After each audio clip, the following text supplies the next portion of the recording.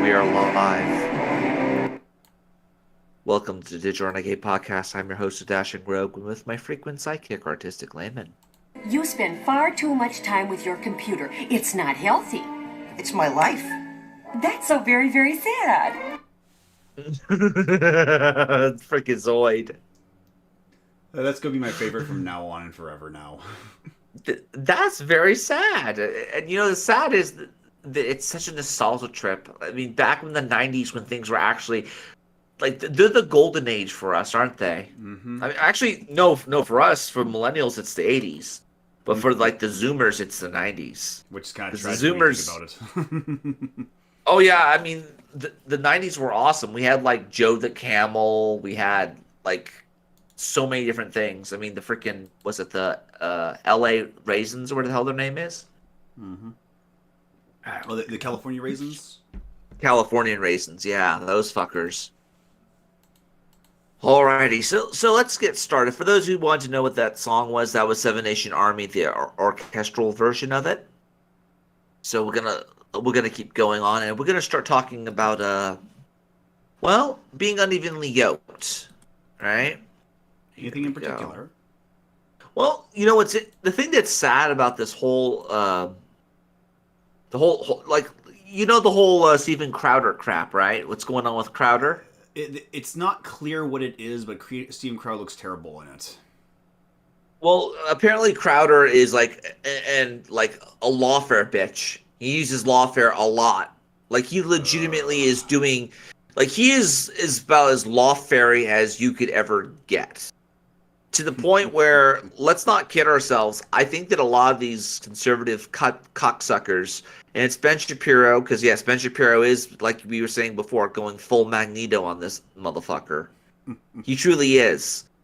Between Candace Owen, which by the way, Candace is not a conservative, she's an identitarian, she can go fuck herself. Crowder apparently is getting a divorce of his wife, and they were supposedly Christian. Oh my God, woo, And now everyone's saying, "Well, look at Crowder. He was a Christian." Like this never comes up any other time except with Christians. You know that? Mm-hmm. It never. Like Christians are like the only ones held to that high standard.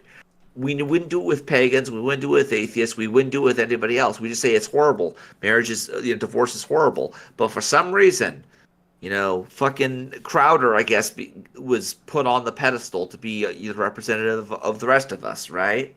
I mean, we all Christians are. I mean, no non-Christians ever held to a Christian standard, and it's getting to the point where it's just on my nerves all the time. Oh, dude, absolutely. Because you could try to be equally yoked all you want. I personally think Crowder is crazy. I think that not even crazy. He has Asperger's. That's my going theory is that Crowder is an Asperger motherfucker. Mm. And as a result, there are certain ways they have about themselves. So that's where I land. But when I was gonna say unevenly yoked, I was thinking of this character that popped in.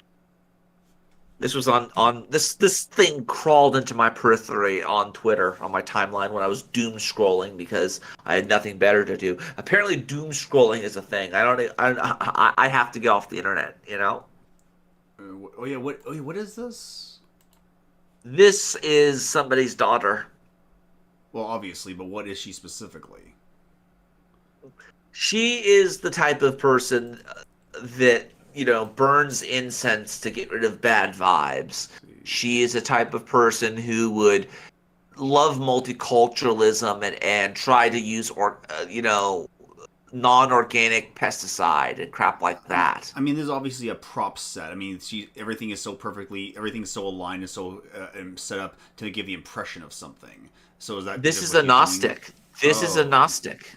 This go back to the beginning. Canadian infection. I healed that too. I've been doing this thing for I can't compute. But let's play. Let's have her do the lyrics for us. let's have her do the rap battle. Chilling in the mountains of Peru, drinking ayahuasca with the shamans too.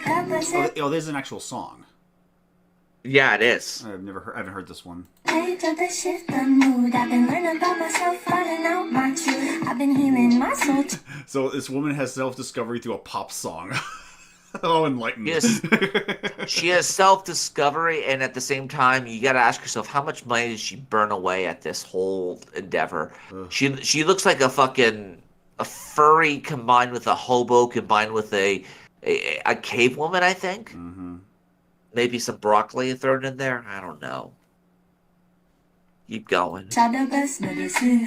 I've been learning shit from the aliens. Like how we're all connected to the pyramids. And how we used to use them for time traveling. Now I'm astral projecting, remembering how to navigate the... You have to wonder if she really believes that, or if she's doing that for influencer points. I think that she actually does believe it because it gives her a sense of strength. Hmm. Yeah, it indulges her with some sense of strength. That's what I think it is. Because you can't just say you're a drug addict who went to the jungles of the Amazon to get your fix on ayahuasca. No. You have to go on a spiritual fucking journey, and you have to make it into a fucking a political statement. Yeah, I mean, if there is one thing I've learned in understanding about Gnosticism, always assume that they believe what they say. Because that makes a lot more sense than trying to say it's a grift. Well, they want to make money off of it. See, here's the thing: they can still make profit off of it, right? Some of these people would probably have like money to like, you get your second referral, you get like $500 for your ayahuasca, spirit journey or something. Well, it's actually perfect timing, considering I just saw a clip from Timcast where they're talking about how how cool conservative influencers are trying to expand out into other markets, where the leftist influencers are just kind of screaming about how come I'm not getting more views as I used to. And it's like, oh yeah, that's all they know how to do. Yeah, well, the problem here is that those conservative influencers who are going into other markets, they're bringing their conservative politics with them instead of just making a better product. I mean, of course, I mean, to be fair, their products are just coffee and songs, so to each his own, I guess. Well, you have the water filter merchant like Alex Jones, coffee, which for some reason I'm not buying any more coffee. Okay, that shit keeps me on edge. And then you have like the only person I would say who has the best loot, and that's just going with the term here, is John Doyle. Or I think it's John Doyle, I believe, or David Doyle. What does he do? Oh, he's like a fucking MAGA. He's like a graper, but I don't think he's related to Nick Fuentes. And then he could probably lead the whole graper movement after Nick Fuentes is either caught for pedophilia or some other sex scandal that he's a part of. What was his name again? But John Doyle, I believe his name is. I feel like I can't remember who he is, but anyway. Let's see what this girl has to say. Ethers on heels, didgeridoo, singing bowls that read lyric, medicinal truth, sound transforms DNA, my mind's making things move. Kidney infection, I heal that too. I've been doing things your brain can't compute. They'll say it's magic, but you could do it too. Just open up your heart and let it channel through.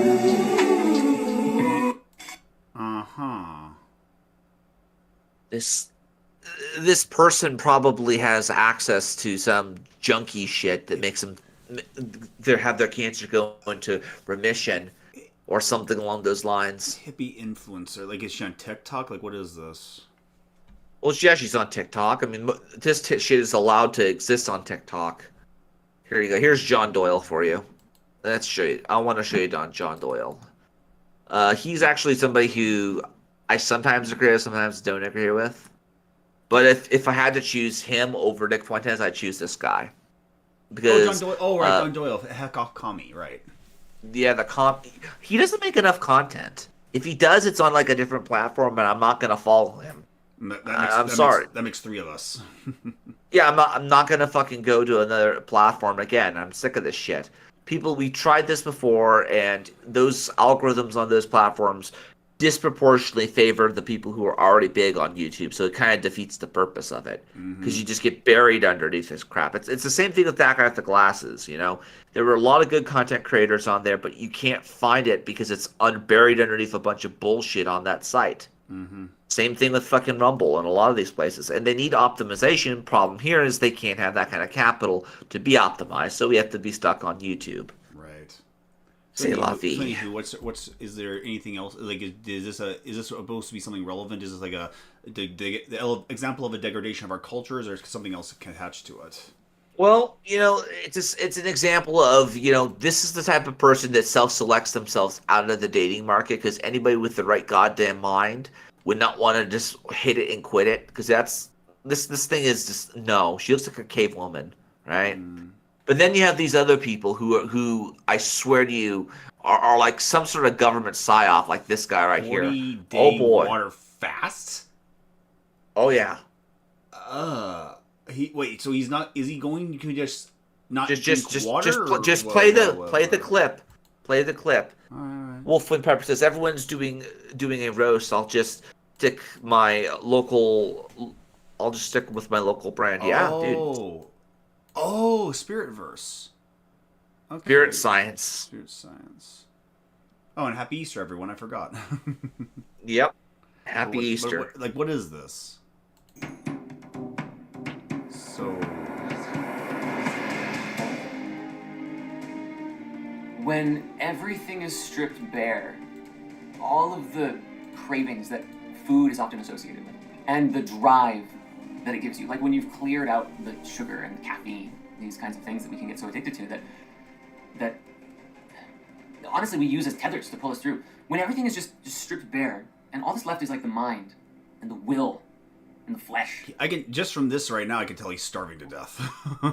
This fucker is probably going full vegan on us. Holy shit! Isn't he already? You have to be. You find out really who you are inside. There's something that we need to discuss collectively about our health. Like the health of humanity, the health of our bodies, of our collective mind, and our collective hearts working together towards something. But I want to start small here today and just talk about the health of our bodies. Our bodies are the way, bro. Dude. Like, our bodies and our minds are like one with the universe, and if we just gave a piece of chance, and we just collectivized everything, it would be awesome. But for me, on my personal political journey, it's all gone full circle now. Because I've always when I started off, I always denounced the dangers of collectivism. But now I see it. Collectivism is an excuse to ignore your own personal problems. And dude, there is no collective perspective. There is no collective here. There's individuals who happen to agree. Honestly, I think we're gonna get into this type of stuff because I've realized I've had a change of heart as well. I'm realizing that the more I idealize an ideal future or an ideal way of living, whether it be the ideals I see on TV or on the ideals I see in a Norman Rockwell catalog or a Norman Rockwell painting, shit like that, I can't idealize it anymore. So I have to live in the moment, right? So I can sort of relate to some of this stuff. Well, I had my Ayn Rand phase, and that when it stopped when I realized it. Of course, it was indirect Ayn Rand phase because I just assumed that because she was an atheist, I couldn't listen to her. But I realized, oh wait, I'm glad I didn't. Well, I listened to her, and there were a lot of people who were not in, let's say, there were a lot of Catholics who didn't even know about her. And I told them about him, and I said, This woman's a byproduct of the communists no more than, let's say, Solzhenitsyn. In a lot of ways, she was a byproduct of their empire. She was one thing I always talk about Ayn Rand is that she basically was she had a really bad early childhood trauma. And realistically, she became a reactionary against communism. That's really what she is. I mean, she's like a polar opposite of that, with none of the lessons learned from the things thrown away by the communists. Oh yeah, dude. I mean, look at what happened with her father's business, and then the fact that the character who's very much like her is having sex with with Hank Reardon, who is supposed to be an idealized version of her father, to the point where certain events that happened to her father that parallel Hank Reardon, right? Like where he gets on trial for basically doing business with other people, right? Without the state's approval, right? That same thing happened. Exactly. And this is why I say, Ayn Rand you can look at her and her life and then look at her and her work, but you can't look at one and not the other, You have to look at both at the same time. You're going to notice parallels. Yep. These amazing alchemical machines. And the way that they Alchemical. Ugh. process. It's quantum, Luke. You have to open your mind with. You're not thinking fourth dimensionally. But I'm so glad I watched James Lindsay's show because now I can notice that stuff. Although, once again, James Lindsay showing how still formal lefty he is when he bashes the whole Crisis King thing. But that's another topic for another time. Crisis Kang. It's Crisis Kang. Crisis Kang is a miracle to behold. We're often not aware of the magic of food alchemy, the way that things combine together in the stomach, and the way that the body generates flora and fauna. Alchemy. It's going to be this is what the whole video is, isn't it? This is what it is. It's a 40-day fast to remove it's the alchemical process of seeing what happens when you take away the impurities of water. That sounds so horrible. Did he literally stop drinking water for 40 days? Is he? Is that the whole point, right? 40-day water fast. I mean, I've always heard that from what I understand, a water fast is when you just drink nothing but water for 40 days. That's actually something that's doable. That's a lot sane. That's very sane. Yeah, let's give him some credit, right? I'm sorry. I made the worst assumption. Shit, he'd be dead in 3 days, dude. In order to process certain things, we also don't recognize just how much some things don't go together. We need to understand how food alchemy works. And so I have some recommendations just to look into. If this is something that you're interested in, you will be amazed at what takes place if you learn about Ayurveda and the three gunas. He looks like a fucking... Three gunas are the three He looks like a Power Ranger. He looks like a fucking a starving Power Ranger. And they stand for Sattva, Rajas, and Tamas. One is an enlightened state, one is an active state, and one is a heavy, ignorant state. These three states apply to food very well as well. And so simple foods like rice can be very sattvic, and spicy foods can be very active. Tasty. Can you define tasty, please? Sugar is very tasty. This is insane. This is like that Hindu bullshit. It's such a Trojan horse in the West. It really is. Like, these people will actively kill the opposition. They do this. So, like, what's going on in India and Pakistan, that's probably where, where nukes will fly first, all things considering.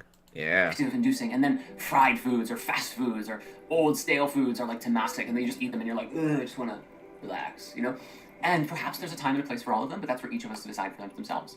And Ayurveda teaches the magic and science of food alchemy. Which foods go together well and which foods don't. And I just have to bring this up. This is so interesting and so funny. I feel like a newborn today. Like, my fast just ended a few days ago, and the first few days I learned a lot about food combining all over again within my body. And as of basically this morning, one thing I received I felt as though it was like this motherly, divine mother presence kind of come over me and say, you are a newborn baby today. You have to be very, very No, clear. it's because you had a burrito in you and you felt full like and you got to use that. I'm Benjamin Buttoning. and I'm like... Yeah, you are not Benjamin Buttoning, sir. No, what's probably going on is he's probably having like a legitimate psychological effect on his body that he went through without, and he's going probably into shock depending on what he's eating. Like, I imagine you go through a water fast, the first thing you do is you eat fucking Chipotle or some shit. You probably fucking puke. Hell, let's say you go to like a all you can eat buffet at Golden Corral, you probably would, your body would reject it. You can't do that type of stuff so quickly. So I'm of the opinion that he probably ate too much, and then he's having like a legitimate come to Jesus moment. And yes, that's not anti-Semitic either. Is the Son of God anti-Semitic? But let's not get into that talk yet. But I shouldn't dismiss it so hard. I mean, there is Jesus also fasted. I mean, people like fasting is part of like having a reassessment of yourself. I mean, I do intermittent fasting, and you realize how little you actually have to eat. But he's trying to incorporate this into his own religious beliefs, and it's kind of like And I'm not sure if it's just like the lack of nutrition that's getting to him, but it's like, He's just having a bro moment, dude. I am, aren't I? But then I also feel like I just came out of the womb. And it's like, okay, well, the old man can only eat soft things and warm milk. And the baby, too, needs warm milk.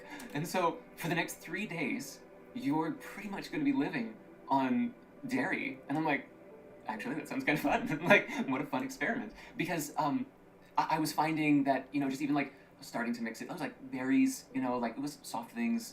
My dear brother actually made for me Oh, what a soul. He made for me a cherished rice pudding, which is what Gautama Buddha had at the end of his major fast, which led to his enlightenment. And I was speaking about it, being like, I kind of want to make this. Dude, And my this friend guy was is like, so stoned. Holy shit, you can hear it in his fucking voice. This is fucked up. This is like doing brain damage to this guy. Like he was probably eating fat because like that fat was like fuel for his brain, right? He's not getting any of that shit. I don't even know if he did it with salt or not. Like you're supposed to fast with salt, right? Because you need those electrolytes. I mean, although keep in mind, when Jesus fasted for 40 days, he had an encounter with the devil at the end. So who's he encountering? Who's this guy encountering at the end? Maybe himself, but just better. Oh boy. crazy with it, and it's not a surprise now. But don't make it yourself. I'm like, oh my god, and it was so special. But as I started mixing in other things, they were delicious. But the body was like, I'm not quite ready for this. I'm in between being born in one direction and dying in the other, and then crossing back over, and then going around this loop. And I'm like, oh, okay, because now like I'm gonna be Ouroboros. The journey of This this Complete mimetic saturation. Wow, you could see him trying to put the connections together. Like he's really having a spiritual experience right now. Jesus Christ. Wait, not necessarily good spirits, I might add. like gaining the weight back. And but actually, honestly, I'm finding this so interesting that like, today I went out and I picked up some milks at the store, and I found this. This is so cool. Water buffalo milk, like organic water buffalo milk. Like what? What the And it fuck says, did well, you get that from? Does he live in San Francisco? Like Don't I look imagine at San me, Francisco. dude. I imagine San Francisco would have something like that. We didn't even have that shit. We had like Whole Foods everywhere back in the old country. We didn't even have this type of shit. What the fuck is in that damn? What is Water in that? buffalo. Is it the Shank Uger's aunt? Oh my god, no! I'm sorry, that was horrible. I shouldn't have said that. Oh Christ! Oh. Way more Oh, calcium, God. 40% more protein, 43% less cholesterol. I mean, there's more things about it. But like, honestly, it's the most delicious milk that I've ever had. Like, I love it. I mean, it must have been water. I mean, is it hard to milk a water buffalo? I don't It's know. probably harder than most, Like, I would probably imagine. Probably harder than a cow, I imagine. Yeah. I picked it up, and I was running some other errands, and I was drinking, and I was like, this is so good. I must go get more. So I went and I got 2 more. I'm going to save that one for tomorrow. All right. Well, I hope that I'm in view here. The video that you've actually been watching is also from several days ago, and the whole having milk and being reborn and that whole experience. He looks like Christian Bale in one of his starvation movies. The machinist, he does, doesn't he? I mean, this is what I imagine his milk. This is where the milk comes from, Luke. Oh no! Please don't. Let's not go down that route. Complete, and I find myself leveling out in the relationship with food in just a whole new way, and really experiencing life brand new, showing up differently in a way that is hard to describe, but I hope that the energy will come across over the course of time in the content that we create. But I wanted to cut myself in because there was a few other pieces that I wanted to share in this video that I didn't feel like I adequately shared the first cut. And so the first is this. Why did I do it? Why did I do a 40-day fast? And the truth is there was Why actually did you do a several 40-day reasons. fast? Other than making content, I imagine. Yeah, I mean, let's not kid ourselves. He did this for fucking attention. He did it so he could be seen. Well, I mean, we all do that too. I mean, I imagine we want to be seen too. Oh, absolutely. We're gonna get into that, Luke. We're gonna get into that in a bit. Was wanting to be closer to God, wanting to know spirit, know this invisible, universal, cosmic force on a deeper level, which is why daily meditation and spiritual practices like that, and reading scripture, reading different holy books, was so significant to me. In the last several years, I have actually been reading the Bible. Another reason for this fast was, in fact, trying to solve a problem. In fact, this is how the fast first came into my mind. Oh wow! So apparently this is like a big thing. Water buffaloes. Whole water buffalo farms. Oh my god. Now, the truth is, for several years I've often thought that I would do a 40-day water fast because, well, Jesus, Moses, and Buddha all claimed, or all we understand, did these very long fasts. The stories of Moses and Jesus all both, I believe, say 40 days, but Buddha, you hear several versions of it. One is a 40-day, one is a 7-year, and one, I think, is a 7-day or something like that. So, 7-year the fast. 40 days You really would stood die, motherfucker. You would fucking die. No, you would fucking die. Like, what would be in his fucking gut? Salt? And what? Salt and sadness? You Like, had what the only fuck? water for 7 years. Like, can you even Yeah, live that no. long for 7? Can you even live that long? You'd have to be a very fat man. I mean, this is the Buddha we're talking about. Right. You think I'm joking? Just saying. And there was a part of me that wanted to do it before I turned 33. I turned 33 this coming May 19th. And 33 is a very sacred number in many spiritual traditions. Of course, Jesus went to the cross at 33. There are 33 vertebrae in the spine, and it feels like every year you're kind of Looking for numbers everywhere now. I should probably do this at some point. The first 33 years. And of course, there's 33 degrees in Freemasonry, and when you reach the apex of that journey, you have attained mastery within that. Oh, look. Embolic structures of Freemasonry, of course. What do we got here? We got ourselves some fucking... Back up a little bit more. Reach the apex of that first 33 years. And of course, there's 33 degrees in Freemasonry, and when you reach the... This looks so much like Scientology now. Oh, it's Scientology for Anglos, dude. Apex of that journey, you have attained mastery within that particular school. I felt it, kind of calling to me, this do it before you're 33 kind of thing. And so, in addition to those ideas, I went into prayer and meditation several months ago because there was a perceived mistake that I felt that I had made, and I wanted to correct it. And in my prayers and meditation, good for you. Spirit, God, how can I solve this problem? And I received this loud and clear 40-day fast. And I was like, oh, it must be time. And I said, when? When should I start? And I got this really clear, just February 13th. I had no idea that it actually lined up with Lent. And so the 40 days of Lent, which celebrated Jesus' 40-day fast, I ended up doing exactly like fasting during that window, which was really cool. Holy shit, Luke, I think we're seeing a coming of Jesus moment. I did not plan this. He's literally having a coming to Jesus moment because I did the same thing when I was younger. When I was still a Protestant. I did a 40-day fast. I abstained from buttered popcorn for 40 days. I really enjoyed buttered popcorn, especially on let's say after school. So I abstained from that. I would put like a fucking stick of butter or half, like not even a stick of butter, like maybe a quarter of it or whatever, into the popcorn. I did the same thing, and I did it out of respect. I was trying to be closer to God. And a lot of people are trying to be closer to God. But apparently this guy legitimately saw the sign. He opened up his eyes and he saw the sign. Palm Sunday. And so to celebrate that morning, I actually mentioned I had been reading the Bible, and I was on the book of Revelation. I was on the last book. And so I woke up in that morning before I had any food or any milk, which was, I had always been planning to end fast with milk.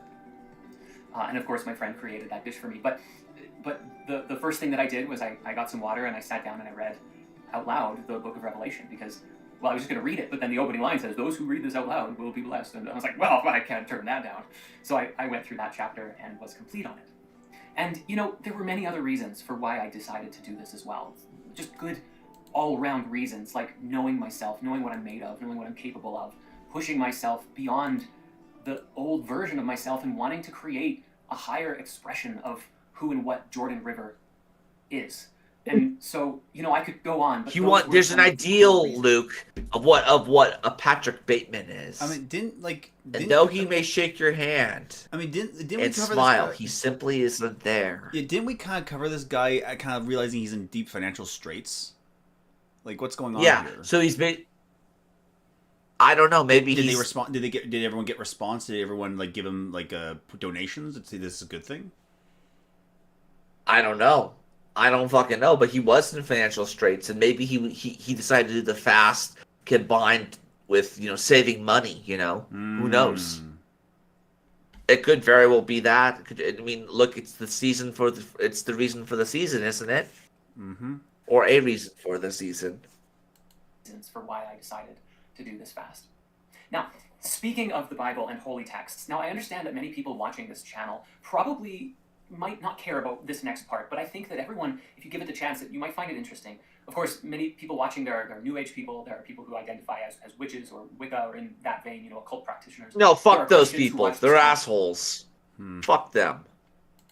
And people of all different spiritual practices and faiths. And so I like to try and, speak to all of them. And I don't ever wish to come across as being exclusively just, Christian or Buddhist or Hindu or anything, or just New Age, because all of these I find to be ways of connecting with spirit. And there are infinite ways of honoring and connecting with the invisible force underlying the fabric of reality. He wants to channel the Ultimately, it warp, comes down to our Luke. rela- He wants to channel the warp to bring the warp entities into the world. Oh. Speaking of with warp, and our consciousness, warp entities. collective consciousness, and collective consciousness. So while he's having his come to Jesus moment, or coming to financial aid moment, whatever you think it might be, we have a minimum wage hike in San Jose, into California. Back to California news. Here you go, Luke. What's this? This is what's happening back in the old country. Oh, well, good luck to them. As if they don't have enough to worry about. Oh, it's sick. California's new minimum wage law. It kicks in next week, raising the minimum wage for fast food workers to $20 an hour. Was that Holy really shit. necessary? Was that really necessary? No, it wasn't necessary. And here's the fucking problem: this money that's going out there, before it gets inflated, it gets sent back to the old country, the ancient country. Keep playing it, Luke. You'll see As what our I mean. reporter Rob Nisbet tells us tonight, what should be celebration for workers has also turned into fear for losing jobs. No, like we didn't tell you that before. You knew this was going to happen. A huge, you're gonna have like the $10 Big Mac now. You know that, right? Or worse, just replace them with robots and have one person working at the register. That's it. That'll never happen, because you know what's gonna happen? What's going to happen? They'll vandalize the registers. They will literally vandalize those things, and then they'll have to put money into it to get replaced. Oh no, you're not allowed to use cash at fast food places anymore. Just like in laundromats, they don't even let you really use cash anymore. You buy a card and you put cash on it, and then you use the card to actually use the laundromat. Oh, I've used them before. That's basically what I do. They have an app on the phone now. Mac cards. That's good. They're going to be there. Mac cards, Carl cards, fast cards, whatever you want. I mean, that's actually what they do with. When I was still living in California, I had to buy a card, put money on it, and then keep that card to always put money on to use the bus. Yes. So that's the future. That's the future, my friends. Don't worry about vandalization. It's just rations, dude. It's all rations from the state, man. Workers at fast food chains are immigrants who don't speak English. The two I spoke to today say the minimum wage increase is an improvement, but what they hope to be just the start. California is home to more than 500,000 fast food workers, and starting April 1st, minimum wage for them will raise to $20 an hour. I spoke to two Spanish-speaking fast food workers in Oakland about the increase, including De La Vargas, who works as a cook at McDonald's. And so this is going to help us improve our quality of life. Some folks will be able to spend less time at work and more with their family. She says living paycheck to paycheck has been How? the previous minimum wage of $16 an hour. How will that help them spend time with their family? Will it be the fact that they'll be able to work one shift that they would have normally gotten paid for two, right?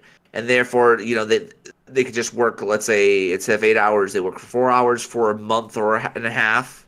So let's not kid ourselves. Inflation will come in and fix this problem, and then you'll be back at square one, right? Mm-hmm. It's stupid. It really is stupid. Cruz works at a Wendy's and says she can relate to the struggles. It's very difficult. Both my husband and I work, but he doesn't have a stable job, and so when he's not working, I become the head of household. And 16 is not enough to pay for food. Like many fast food workers, Cruz works a later shift and has noticed an increase of crime at night. She wants to see an even bigger minimum wage increase for those who often find themselves in harm's way. I've experienced a lot. What comes to mind that really, really scared me was I saw my coworker get shot in the face with a BB gun. Ooh, yikes! We got pranksters in Yeah. California. Oh, dude, you pull that shit off here, you will be shit. No, they will be on you like shit, like flies on shit. out here. These fucking guys, and the one thing I love about Arizona is you have swift lawmen. They do not fuck around. I have immense respect for those people. Looks like they got coffee today. That's the line for coffee? No. That's the line for the ration card that gets you the coffee. That's the line for the coffee. Where the hell is that from, Luke? It's from the channel The Fund for America Studies. It's a Wonderful Life, parentheses, with capitalism. So besides, basically giving a $20 minimum wage hike for fucking for the good glorious state of the Bears, because that's what it is. It's the California, right? Mm-hmm. Here comes AI, where they're gonna have AI being used on a national level and how it can help with social justice. Oh boy. Here we go. Oh boy. This is what you wanted. A world where everyone is equally miserable. No. I just wanted to get rid of the greed. I want to give up my microwave, my air conditioner. Your Xbox. My Xbox is gone. Yeah, well, in this world, that greedy Bill Gates works in a bowling ball factory in Akron, so lose-win, right? Yeah. Yeah, well, yeah, I mean, I'll be frank with you. Bill Gates deserves to be shoved back into the locker. We all know it. Yeah. He punches up way too much above his weight. Yeah, trying to... I wonder how that's all going to play out. Oh, National AI Coalition formed. What is an AI coalition? You'll see. It's a make-work job. Here you go. What is this? San Jose is using artificial intelligence to fix some of its most noticeable problems. The Bay Area's biggest city is also getting AI advice from the White House. Here's our business and tech reporter, Scott Budman. So you know it's good for you. Yeah, from job creation to helping to fix traffic problems, local leaders from both here in the Bay Area and across the country are trying to tap into AI to figure out how the technology might help their cities. Today, we heard from local governments and the White House just how that might happen. They'll hook it up for the Shodan. They will literally hook it up to Shodan, and we'll have, like, unironically, system shock. That's what's going to happen. I wish it would be that interesting. If there's one thing I've learned, like remembered about the whole X-Men cartoon series, is that all the predictions about science are a lot dumber. Like whatever the science is predicting will be cool, will never happen, and it's going to be a dumber, more benign version of it. Oh, dude. Like what? Let's see. AI will just be one lazy supervisor managing all the screens. At the end, you need one working part running the whole system. A caretaker. Is saying it plans to use AI to help fight traffic and homelessness. Together, we can craft really good and responsible policy here and do advocacy together, but also make sure that we're actually adopting and using new technology effectively and learn from one another. Today, the Bay Area's largest city joined others in an online meeting with the White House Office of Science and Technology Policy to brainstorm ideas for cities that want to benefit from the AI boom. It has the potential to help us powerful new medicines to treat and even cure diseases that have for generations. Can it though? Can it really though? Can it? Because that just sounds like what you're hoping you'll do. How is it gonna? How is it? No. Like, let's back this up. How is it supposed to help us with traffic, and how is that supposed to relate to helping with homelessness? Like, I can think of one. We could track the homeless. We could track the traffic with AI, which would be fucking insane. We live in a dollar store brand cyberpunk. Yes, we do. Yes, we fucking do. We're like in Cyberpunk when Johnny Silverhand was still alive or growing up. Improve agricultural production to help address global food insecurity and to help us save countless lives as we address the climate crisis. But possible AI benefits also come with risks, many having to do with privacy. President Biden and Vice President Harris have been clear from the start that we must manage AI's risks so that we can seize its benefits. And that's especially true in local government, where AI can so directly impact the lives of citizens. Thinking locally when planning to act artificially. Scott Budman, NBC, Bay Area News. Oh, that's a lefty fucking term if I ever heard it. That's it? That's all they're going to tell you about this subject? They're going to try to use AI to basically control where the hobos are. Wait a second. With privacy. President Biden and Vice President Harris have been clear from the start that we must manage AI's risks so that we can seize its benefits. And that's especially true in local government, where AI can so directly impact the lives of citizens. Thinking locally when planning to act artificially.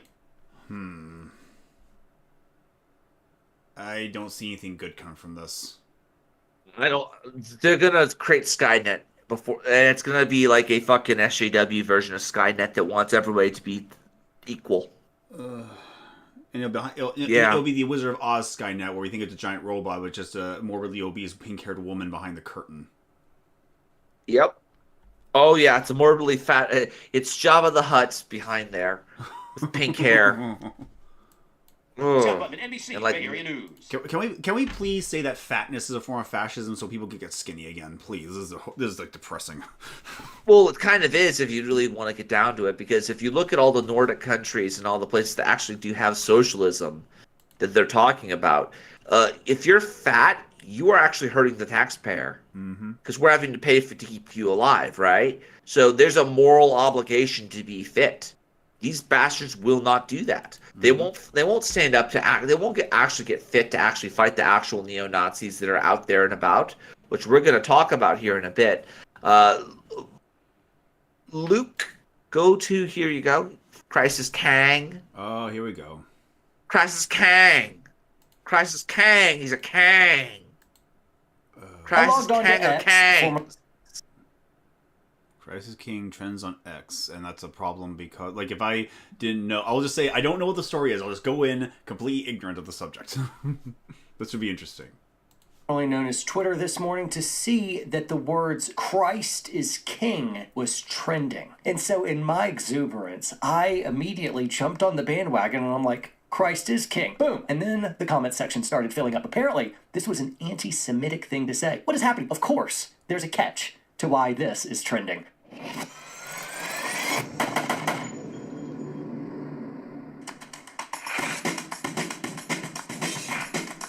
Warrior Poet Society, you say? Huh. Yeah, he's a ranger. From one rogue to a ranger, right? So we're dealing with a ranger now. Christ is King. And this is his I started take. finding out some of why people are posting this, and they're not all posting it for good reason. Some people are posting it even though they don't actually believe it at all. Some people are posting it as an anti-Semitic, a Jew-hating kind of thing. Other people are just weighing in and just, I believe Christ is King, so boom, Christ is King. But people are posting this for different reasons. Now, the drama comes in at this. Candace Owens, whether she quit the Daily Wire, whether she was fired, or they just decided to go their separate ways, they have lost love for each other. Candace Owens no longer is with the Daily Wire. This is really not surprising anyone, as Candace Owens has some different... No, Candace Owens is a diversity hire. She literally only exists because she's a black woman. But I mean, who's a conservative. Do they kind of deserve each other because of that, though? Yeah, but here's the problem. Black woman beats fucking little Jewish man any day. Sorry, and the progressive stack, black women are like the supreme. Unfortunately, If only she was a lesbian, she'd be on the very top. Well, let's just say she's heteroflexible. It's not a progressive stack. It's an alchemical stack. Yes, it's an alchemical stack of fags. I'll light this up. On what's happening over in Israel and Gaza, then Ben Shapiro, and there's been some sharp exchanges right there. And one of these moments of tension is Candace Owens telling Ben Shapiro that Christ is King. This has led other people to get real upset and say, well, yeah, even if Christ is King... And Ben shot himself in the foot with this one, because she was just making comments, like biblically based comments about money, and then all of a sudden he takes an issue with it, and then he just, like, why did you do that, Ben? No one would have gotten the conclusion. She's being passive-aggressive, Ben. You don't ever feed into her passive aggression. You don't do that. You don't snub your nose at your former Jewish employer because y'all are having difficulties. No pun intended. Jeez, watch it, Ranger. Watch it, Ranger. Hey, Jesus. Behavior. At least he didn't. Yeah, I agree. At least he didn't say hook nose. At least he didn't say that. And if it's true that Christ is King, and you know that to be a fact, using it in anger or upset to kind of snub your nose at your Jewish employer is tacky. It's bad evangelism. It is a misuse of scripture to basically weaponize it, to cudgel someone. And the problem is even if you were right, doing so, especially in a public format, can look pretty darn tacky if that's what's going on. Absolutely, Luke. To become a Christian. Yeah, I agree. I think Shapiro will ultimately become a Christian at the end of this. But here's the thing: if Christ is Kang, in the name of the Kang, you should follow the orders of the Kang. That's Kangs. Because that's what it's being used for. You're trying to weaponize Christ's authority on earth as is in heaven, and it simply isn't going to be. These people are theocrats, and they need to get the fuck out. Because they're not trying to say Christ is king, glory before all heaven and earth, right? They see his name. No, they're not praising the Lord. They're trying to control you. They're trying to manipulate you. So it's evil. They're doing, and it's worse, is they're doing it in his name. That's evil. They're going to be punished swiftly for that. And so engaging in something like that, I think I would come off as small and petty and vindictive to his. Now, people say stuff in anger all the time, and so maybe that was a point of theological contention before them, and maybe he said something, she said, who knows? It's all just wild speculation, but I'm bereft of any real context for this, and so in my desire to extend benefit of the doubt to Candace Owens, who I like, and Ben Shapiro, who I also like, and the Daily Wire guys of Andrew Klavan, I watched his testimony video this morning. I really, really liked it. Michael Knowles, who I really like. I like a lot of people, and the internet doesn't like that. The internet wants me to have my heroes and everyone else's demons, and I need to join a side and join a camp, and I'm kind of like, man, Based like Ranger. Based fucking Ranger gets it. The based Ranger understands, Luke. He's woke to the merchant's bullshit and the identitarian whores nonsense, right? The Ranger sees what the Rogue saw long before it. We're on the same level. Get along, you know? No, but it's But 2024. Apparently we can't have that. You must choose a side. Instead, for my part, I'm going to love people. That's what I'm going to do. I don't really care your skin color or ethnicity, any of that. Each individual can rise and fall on their own merit, and let's avoid the trap of groupthink. All right, so back to drama at hand. You have one group saying, don't say Christ is king, it's anti-Semitic. Now, this gets weird. There's another group of people that are apparently saying Christ is king who don't actually believe Christ is king. That they're not Christians. They just like that it's anti-Semitic. They like that it's poking the bear. They like that the Jews are upset with it, and they like to be able to make a strong, powerful, emphatic statement. That's what it is. Some of the red pill movement is really getting behind this. The red pillers are obsessed with power. That's what they are. It's really the cultural counterswing from feminism. Feminism is gaining power more and more at the expense of men who've been feeling smaller and smaller. Well, tired of being bullied, men are finding strength again to stand up and to be able to kind of put these feminists in their place. And they're finding this opportunity because feminism is dying. The LGBTQ movement has killed it. Essentially, one question has killed the feminist movement, and that is, what is a woman? Because if you can't define what a woman is, a woman really ceases to exist, and masculinity is gobbled it up. So feminism, weak and down for the count, the red pillars, seeing the opportunity for power and control, rise up, chest beat, and make it all about those Benjamin's power CEO Bugattis. And they feel strong. And in fact, red pillars do offer the Bugattis. We know who we're talking about. The ape men. Abu the Muslim pimp and P. Diddy Kong.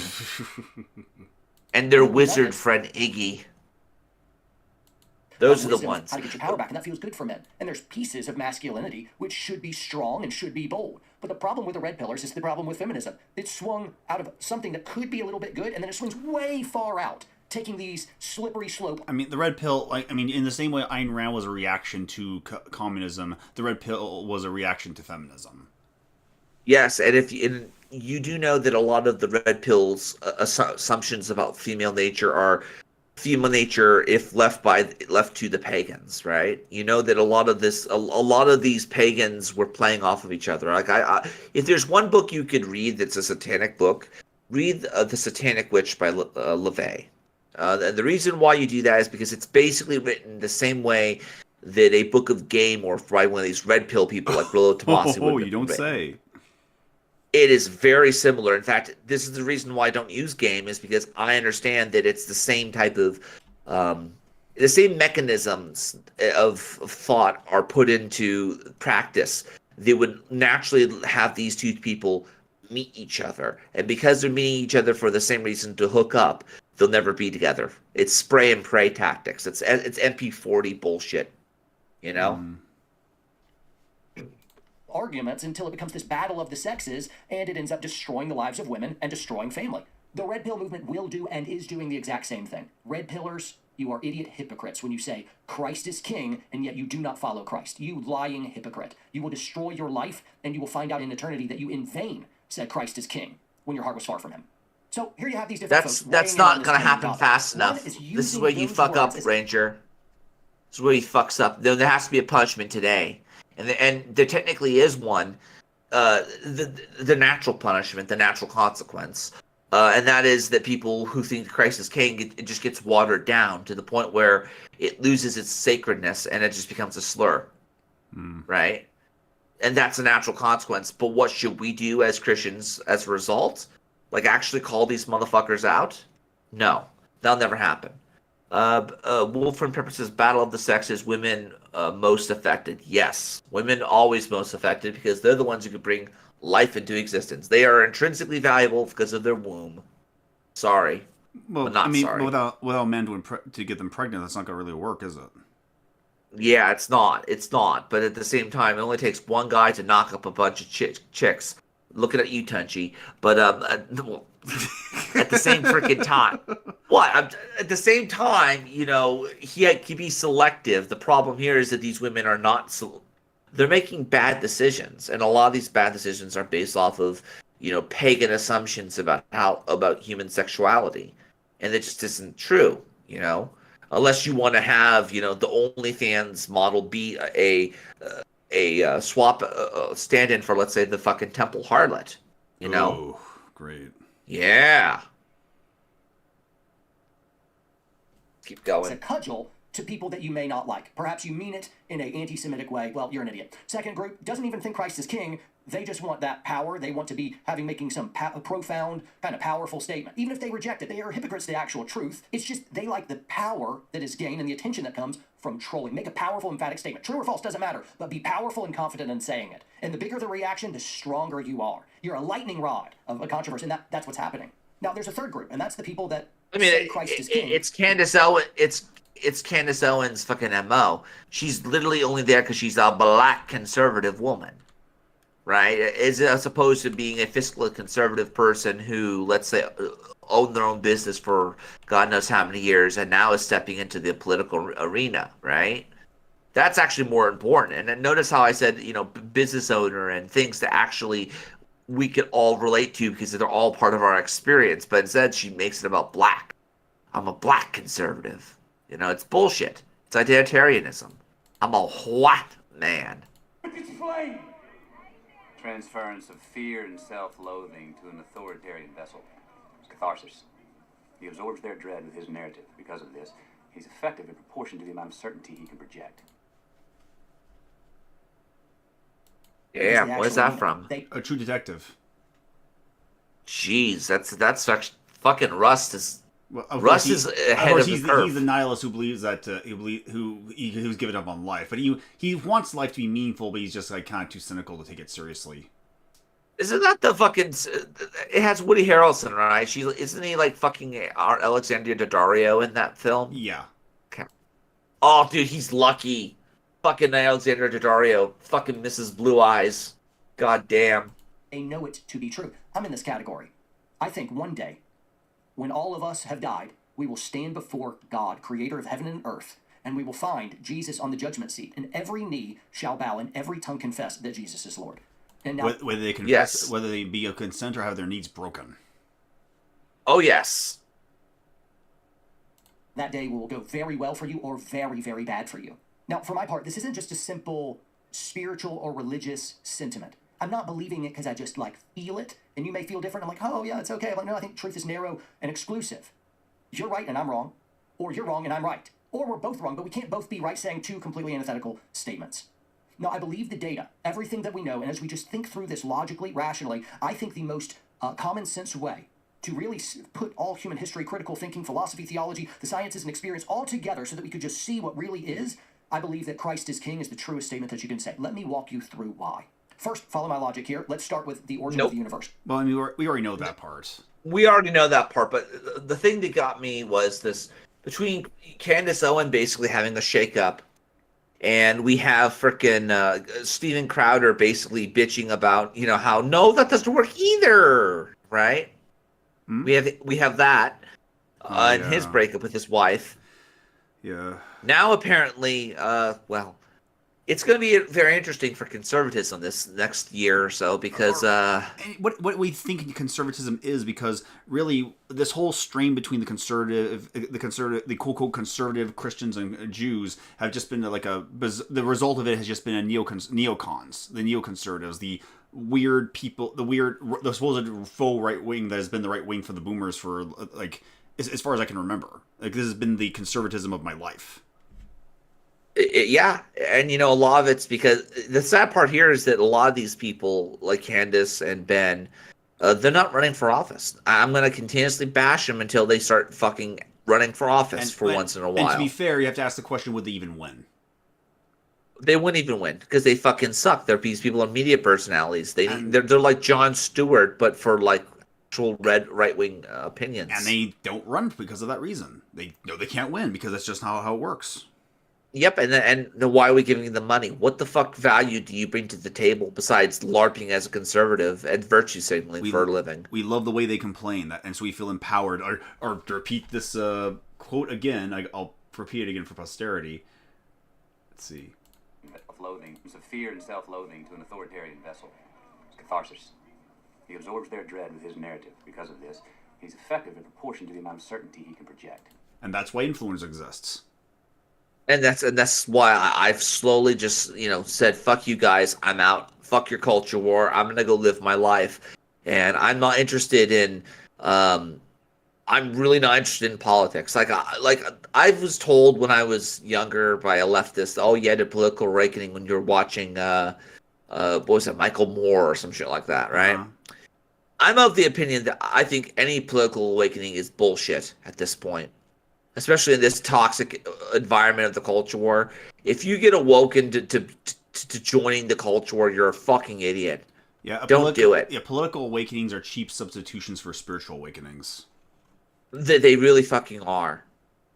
A case in point, this was disgusting. This is from our Stag man friend. Oh, now what? The Stag, no, like, just look at the fuck. Okay. Watch this, and it's not the AI you think, by the way. And just look at how he fucking, just look at his face in this. Stag, he really is a stag. I swear to you, he's a stag. And for those who don't need to know what a stag is, it's slang for being it's like an alpha cuckold, essentially, who thinks that it's okay for other people to fuck his wife because he wants everyone to get along and shit. Is it a person who cares that he he doesn't care? He doesn't care. Or is he sexually aroused by the idea of his wife being had? He doesn't care. He just sees it as like competition, essentially. So the current debate over AI, artificial intelligence, is about whether the technology will become sentient and autonomous and enslave us all. And of course, that'll probably happen. No, it won't. That'd be the cool thing that would happen. That would be X-Men, Teenage Mutant Ninja Turtles, the cool thing that would happen, but it's not gonna. The Mousers have gone haywire, Luke. We have to call Microsoft to fix them. Mousers. Oh, I haven't heard that in so long. Yeah. But in the meantime, we thought it'd be interesting revisiting the original debate about AI, which is about how it affects work. What are the rest of us going to do for a living when machines can do it for us? And there's nobody who's thought more deeply about this and about work in general and its centrality to human dignity than Mike Rowe, and we are, as always, honored to have him in the studio. Mike, thank you for coming on. First of all, you win. The desk? It's wood. Are you kidding? I mean, geez, how old is this? I don't know. It's ironwood, and it's funny. The person who got this, I've asked him to go run it down. Because I'm like the only right-winger in the world who loved Julia Butterfly Hill. Who lived in a redwood to keep. But I just think trees are really important, and I think being surrounded He's getting weight, dude. Resonance to your life. What happened after the hurricane down here? Because I know that was a big deal, and I know Tucker's getting weight. I know that could have been great. Yes, but most of the trees in Florida are fake trees. Actually, they're not real. He needs to get out more, I guess, or get some exercise. He needs to start laying off of the ho-hos He should have at least a 10-day water fast. Yeah, I actually am gonna try to do a water fast coming up here. I think it would actually be good for me. Although I would never, I'm not ready for that yet. I barely do intermittent fasting where I only have one meal a day, so I'm not even near that close. You know, honestly, in a lot of ways, I kind of want to do it just to troll the lefties and say I could go without the longest. I have that freaking Auschwitz chic, mate. Keep going. I don't think a palm tree is actually a tree. I mean, a tree is a white pine. A tree is a sequoia. A tree is, all the various hardwoods. Oak, beech. Locust, exactly. Mm-hmm. Cut some locusts this summer. Anyways, sorry. Chop your own wood, it'll warm you twice. Yes, that's exactly. 3 times you can stack it. And then split it. Yeah. So what the AI, so like 7 years ago, I remember talking to you, I think it was about 7 years ago, about what AI was going to do to working class America, to truck drivers, the most common job for high school educated men. And you'll have thoughts about that, but the conversation has progressed so dramatically since then. Right. And so has the technology. Right. So where are you on thinking about that? So there was a time when the big conversation, at least in my lane anyway, was really more about robotics and tech, right? The robots are going to come, they're going to displace a lot of blue-collar jobs, and how do we stop that? How do we think about that? Yes. And I remember you and I talked about the Luddite Rebellion. Yes. We talked about... endorsing it, actually. Yes, right. I mean, we all know what happened. We've made new jobs as a result, and everyone still stayed employed. Yeah, in fact, some of these people who gained the social capital from being in those factories had like first dibs in a lot of ways. They did. What was the distributor's about the Luddites? He made a video about this. What was his main point about how the new technology means that we don't actually own the technology because there are like certain strings attached to it? He's making that sounds less of a Luddite problem. It sounds more like a fucking GNU/Linux argument. Like legitimately, I've advocated people install Gentoo not because it's a fucking meme, it's a troll, whatever, but like it's legitimately a argument for safety. Like you will literally make your own version of your own hardware and your own software, and it'll be yours. And through that isolation, you have security essentially. And I'll keep going. Like and the disruption theories and this idea that real replacement is going to happen. It almost never happens, as I understand it. You know, I've seen it in our industry too. You know, there's a lot of talk about, you know, what was going to happen in newspapers when film came along. What was going to happen to film when TV came along? What was going to happen to music and DVDs? And I mean, none of it really goes away, but it all shifts. It's all impacted. Yes. So I was struck. I really think so. The phrase "video killed the radio star." And there is some truth to that. Although Rush Limbaugh was a star for his entire life, so I'm not sure if that's real. It really depends on what the subject matter is. Well, he was also a star on terrestrial radio, like FM radio, right? He wasn't like Howard Stern, right? Well, I mean, he was always on AM. Well, he was always on AM. Exactly. So he actually had the benefit of like there's only so much you could listen to on AM, right? So he had very little competition. We have thousands of people who could watch right now, or they could watch it tomorrow, or what have you. They have that ability, but again, you can't compare him to you. It's just not a fair comparison. Different technology, different audience cap, you know? By the fact that all of a sudden we weren't talking about the impact of robots on blue-collar jobs, but the impact of AI on white-collar jobs. That's what interested me. Yeah. And which I enjoyed. Now everyone's having a fit, like, oh no, the office jobs are threatened. Now everyone cares. Well, I mean, sorry, I'm a bad person. But look, it is super creepy. I mean, I got a link from a buddy who said, hey man, not for nothing, but I went onto one of these sites and I said, narrate for me in the style of Mike Rowe these 2 paragraphs, right? And he sent me a link to this. And basically, it was 2 paragraphs from an old episode of Deadliest Catch. Fucking doing his stag, his fucking deer fucking look. It was not me. I would have thought, well, that's something I narrated, for fun. I couldn't tell the difference. Couldn't tell. When I listened for it, I heard some things that maybe go, maybe not quite. But that was 2 months ago, which might as well be 2 years ago or 20 years ago. So the speed with which artificial intelligence, something about Moore's law, something faster, that's right, faster. So I part of me wants to say, don't forget the lesson from the Luddites. It's not going to completely upend everything, unless it does. And I don't know, because this does feel different.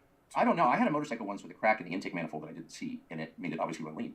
And my grain's so great, faster and faster and faster and faster, until literally the spark plug burned a hole through the piston. I used it as a pen holder on my desk today. But there's something about speed and acceleration that has a natural limit, doesn't it? Well, I mean, Einstein said, right, you can stand this close to another person and then this close and half it and half it and half it and never ever stop halving it, which my brain doesn't understand, because it seems like surely you're going to collide and then be on the other side of each other. Yes. He said, no, that doesn't really work. Or at least have a sexual encounter. Yeah, actually, it does work that way. It does work that way.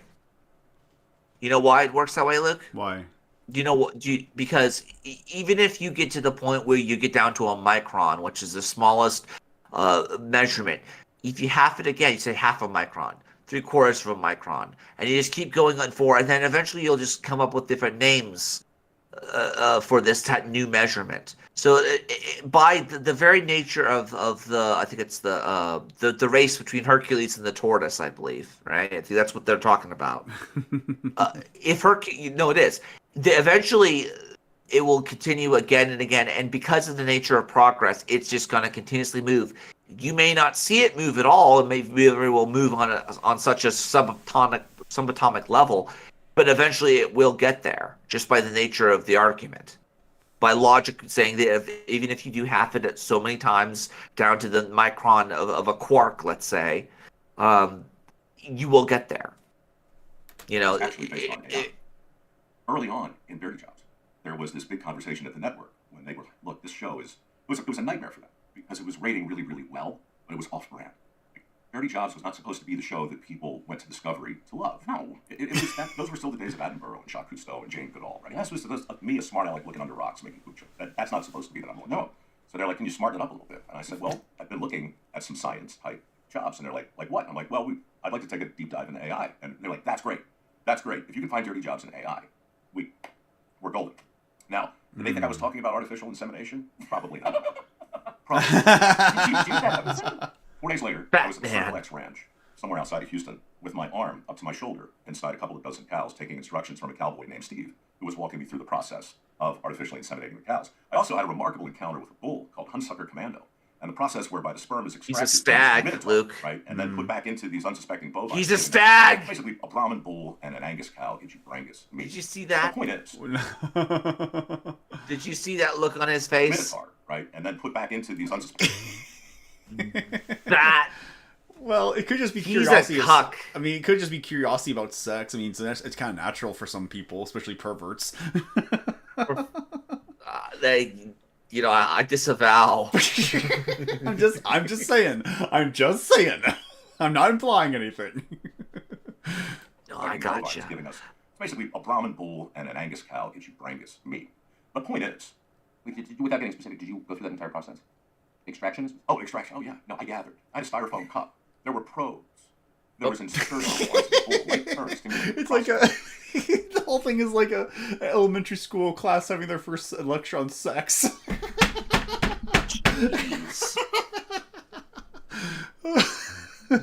I'm sorry.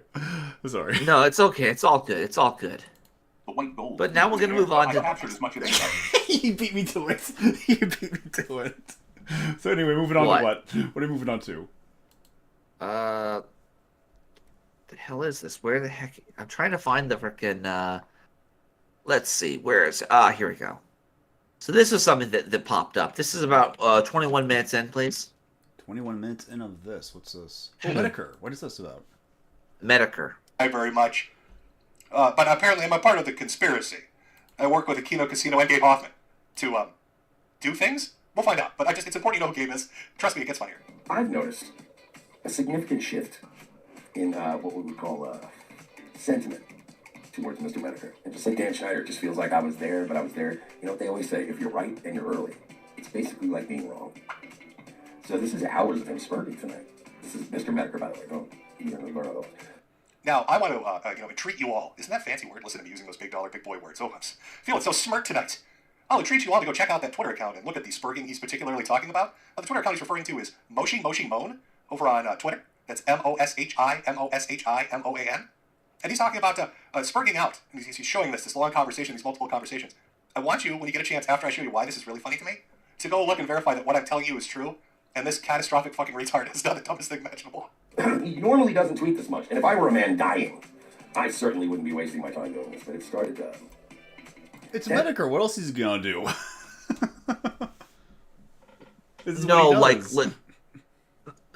You don't understand what's gonna happen. 1 minute and 45 seconds in, or not 1 minute. 21 minutes and 45 seconds in. 47 seconds. Now, I want to entreat you all. Isn't that a fancy word? Listen to me using those big dollar, big boy words. Oh, I'm feeling so smart tonight. I'll entreat you all to go check out that Twitter account and look at the spurging he's particularly talking about. The Twitter account he's referring to is Moshi Moan over on Twitter. That's MOSHIMOSHIMOAN. And he's talking about spurging out. And he's showing this long conversation, these multiple conversations. I want you, when you get a chance, after I show you why this is really funny to me, to go look and verify that what I'm telling you is true, and this catastrophic fucking retard has done the dumbest thing imaginable. He normally doesn't tweet. He did. And if I were a man dying, I certainly would. Oh, so he's mistaking this account for Medicare's account? No, it is Medicare's account, but here's the thing that's interesting about this. Does it go? Is that does he say it right now? No, I'm looking at it right now. Apparently, they're hunting down satanic pedophiles, and he was defending satanic pedophiles. Who was? Mersh. Oh, is that wait, what? Keep playing it. Wouldn't be wasting my time doing this, but it started 10 hours ago. Like, this is a lot of tweets, by the way. This is going to be a little rabbit hole, but I'm going to have another smoke in your honor, too, Medicare. At some point. A shot. I'm going to crush this whole fucking decanter. Oh yeah, he's bringing out the fancy drinks, having a cigarette, getting excited. Now, you may be wondering, and this is something I need to point out, is Mersh has always started hostilities with me. I don't know why. I'm not the one firing shots across his bow. He just randomly jumps in and decides to do it. And so he randomly decided to jump in and do it here. So let's talk about why this is funny. Now remember what he just said. He brought up Gabe Hoffman, a man that hunts pedophiles, and he brought up Dan Schneider, a man that's accused of being a pedophile. And he's talking about me spurting out on Twitter. Oh, these people, boy, Medicker's out there, he's sure arguing a lot of people, he's looking pretty silly. All these anons are teaching him a lesson. What Mersh fails to recognize, perhaps, or what he's oblivious to in this particular conversation, what got him to start ranting about me for multiple days and cheerlead these people on. The people that are being argued with on Twitter, he's cheering them on, liking their tweets. And there's one little thing that he forgot to bring up. It's all related to... Oh, Jesus! He fucked up so bad. Holy shit. He fucked up so bad. Okay. The arguments that were taking place here, the people he's cheerleading on, teaching me a lesson, they are satanic pedophiles. They're satanic pedophiles. Mersh has decided to start coming after a dying man at the behest of satanic pedophiles. And I know you're thinking, there's no way. There's no way in hell. There's no way in hell this dumb, fat, retarded fuck is actually doing that. Oh, God, yes, he is. Oh, boys. Let me introduce you to the people I was arguing with. You see, I was on Twitter one day, arguing with a BDP whore. I like to call her Skeletor. I won't refer to her by her real name because she's an attention whore. She happens to be connected to a group of doctors, slaughters, and pedophiles by the name of 764. She has a Discord full of people to defend her. They're also, apparently, through her, connected to 764. What's 764, you might ask? Well, here's a Wired article. Let's go take a look. There are dark corners of the internet, then there's 764. A global network of violent predators is hiding in plain sight, targeting children on major platforms, grooming them, and extorting them to commit horrific acts of abuse. Listen to this. It sounds like cheap crime conspiracy. An international network of predators steeped in Satanism lure children from seemingly harmless online platforms like Discord, Minecraft, and Roblox, and extort them to sexually exploit and grievously harm themselves. Some victims are even pushed to suicide. Except, it's true. Yep. Uh-oh. Oh, boy. Oh, no, I don't feel so... Here's that article, Luke. Here's that article in question. Now, you know me. You know that when I smell sulfur, I start looking for connections. And if you go to, let's see, the very bottom, if I can find it here. Where is it? Come on. Uh-huh. Very bottom. Who wrote this? Ali Winston. Yep. So let's see. Here we go. The FBI and other foreign law enforcement agencies are investigating the 764, which is supposedly the satanic pedophiles that Medicare is talking about, right? For both CSAM offenses and terrorism because of its connection to the Order of the Nine Angles. Yeah. Oh, Oh, yeah. Here we go again. Every so often, the Justice League encounters the Justice League Dark. Because that's kind of what we've become. There are no other new groups, are there? They're all just the same ones regurgitating, reconnecting to themselves, like 6 steps away from Kevin Bacon. It kind of is, and you know, given the fact that they are not really mainstream, they kind of all connected. Now, the real question here is how much of this shit is just edgy behavior and how much of this shit is actually actively fucking with the country and fucking with people. I mean, we already have the guy from Florida. I can't remember the gentleman's name, but he basically converted to Islam and then killed all his comrades who was a white nationalist. He was also connected to Order of Nine Angles.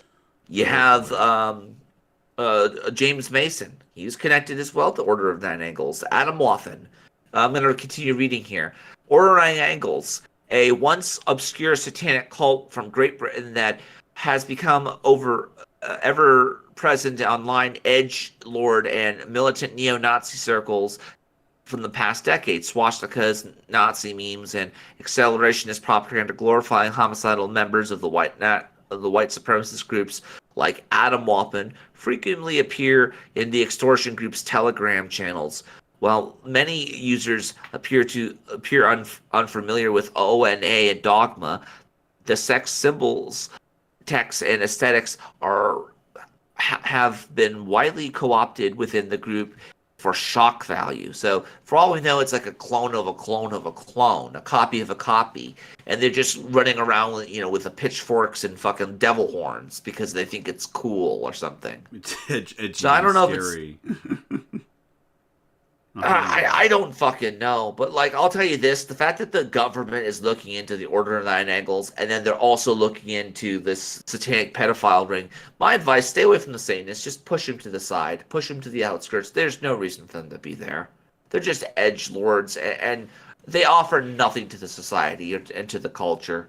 They really don't. And if the guy's working a job and he's just trying to make a living, let him. But other than that, like, I just find it interesting that these guys just keep popping off.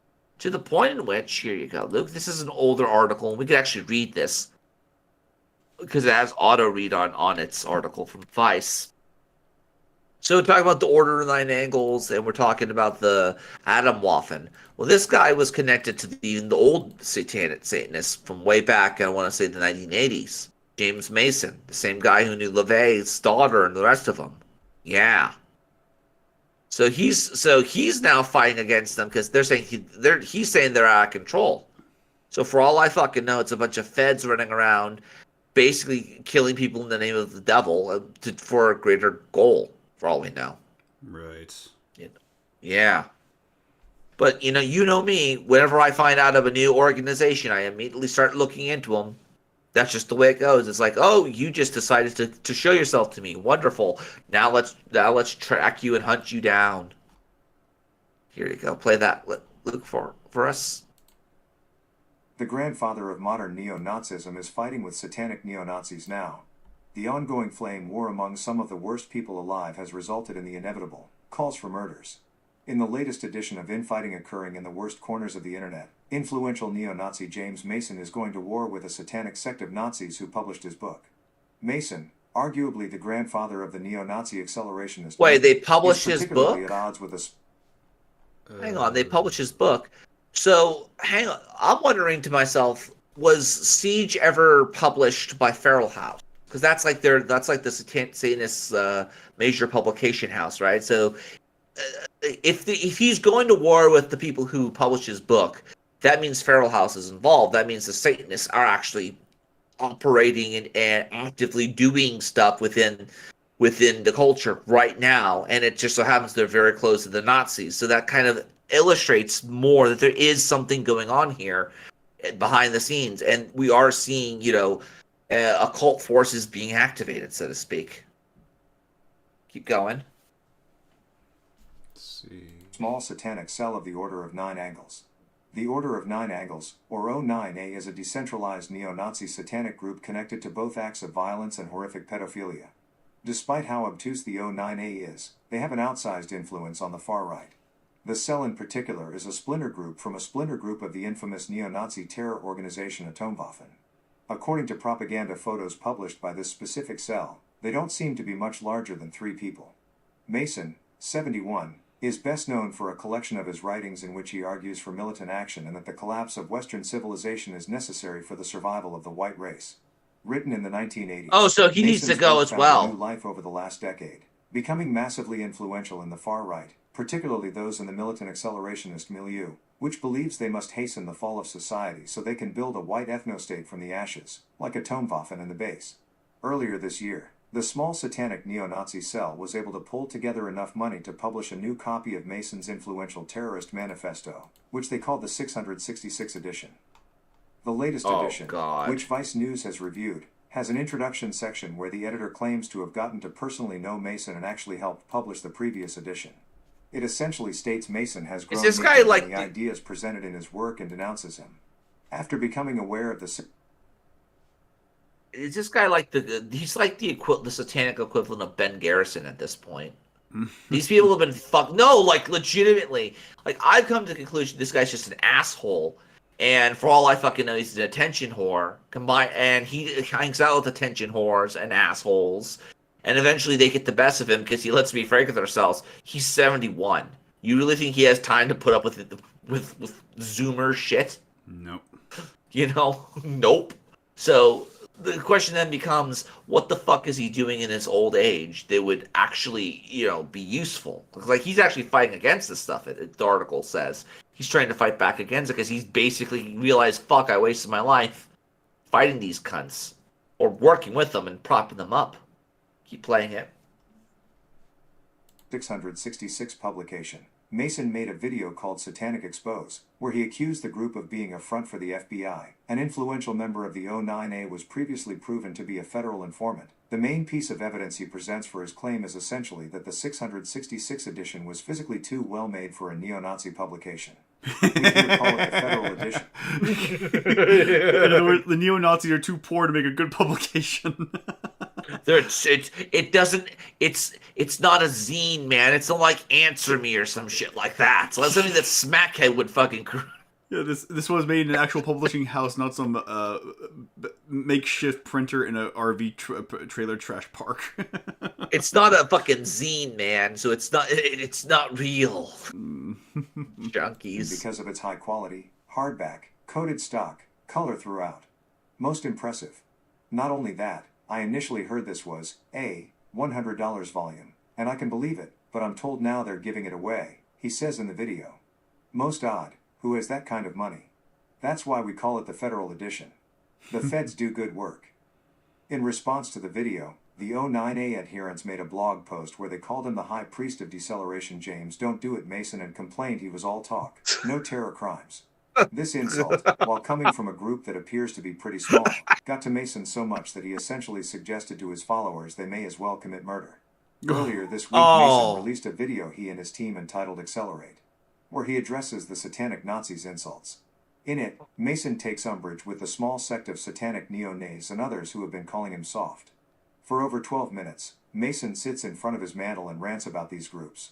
At one point, Mason begins telling the story of his first arrest, which he says came in 1969 in Silver Spring, Maryland, after he and his fellow Nazis were caught postering a Jewish store.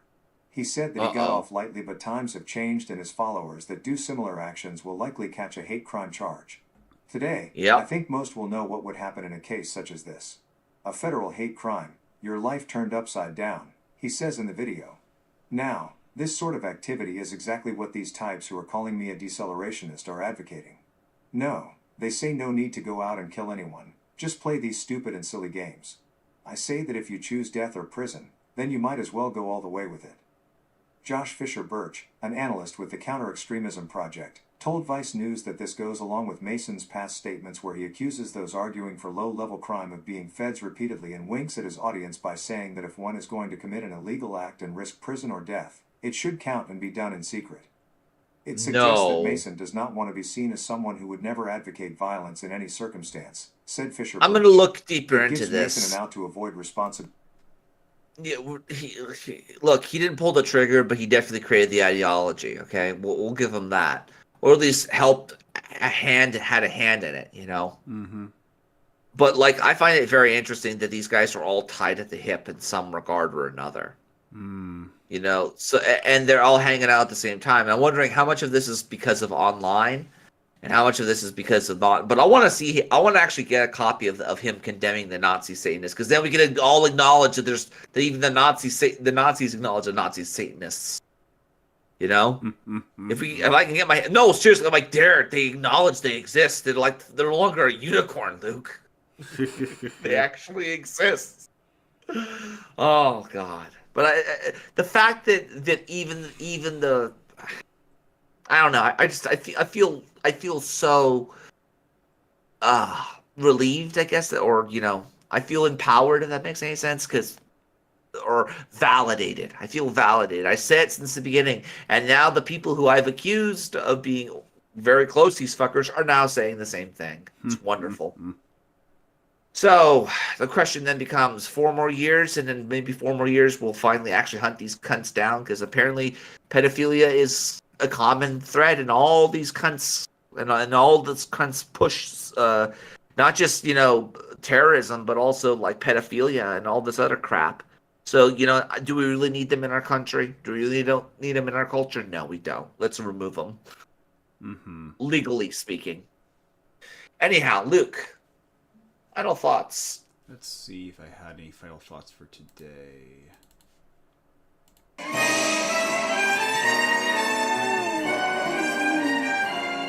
That was shallow, cheap, and based solely on hormones.